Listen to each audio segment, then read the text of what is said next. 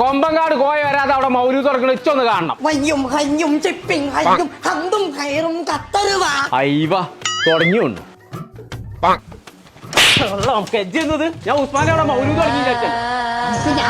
മനസ്സിലായോ? കുഞ്ഞാപ്പല്ലേ?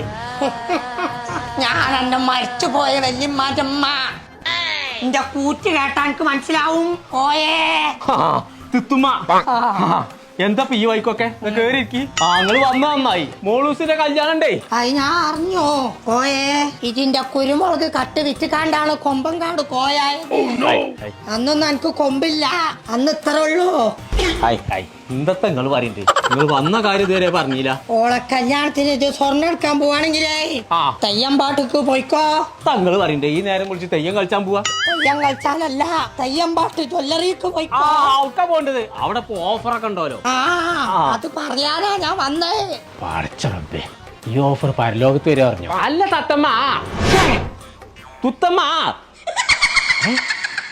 പടച്ചറബേ, ഒരു ചാടിച്ചാനും കൂടി നിൽക്കാതെ പോയോ? ചങ്ങളെ നമ്മളിപ്പോ ഉള്ളത് തിരൂരുള്ള തെയ്യമ്പാട്ട് ജ്വല്ലറിയിലാണ്. അപ്പൊ ഒക്ടോബർ 31 വരെ ഇവിടെ ഒരു അഡാറ് ഫെസ്റ്റ് നടക്കുന്നുണ്ട്. വെഡിങ് പർച്ചേസിനൊക്കെ വെറും 2% മുതലായിട്ട് പണിക്കൂലി ഈടാക്കുന്നത്. അപ്പൊ ഈ ഓഫർ തിരൂര് മാത്രമല്ല കേട്ടോ, കോട്ടയ്ക്കലുണ്ട്, പുത്തനത്താണിയിലുണ്ട്. അപ്പൊ അടിപൊളി കളക്ഷൻസ് ഉണ്ട്, ഒരുപാട് ഓഫറും ഉണ്ട് കേട്ടോ. അപ്പൊ എല്ലാവരും തെയ്യം പാട്ടിൽ ജ്വല്ലറി കണ്ടു പോകുന്നത്.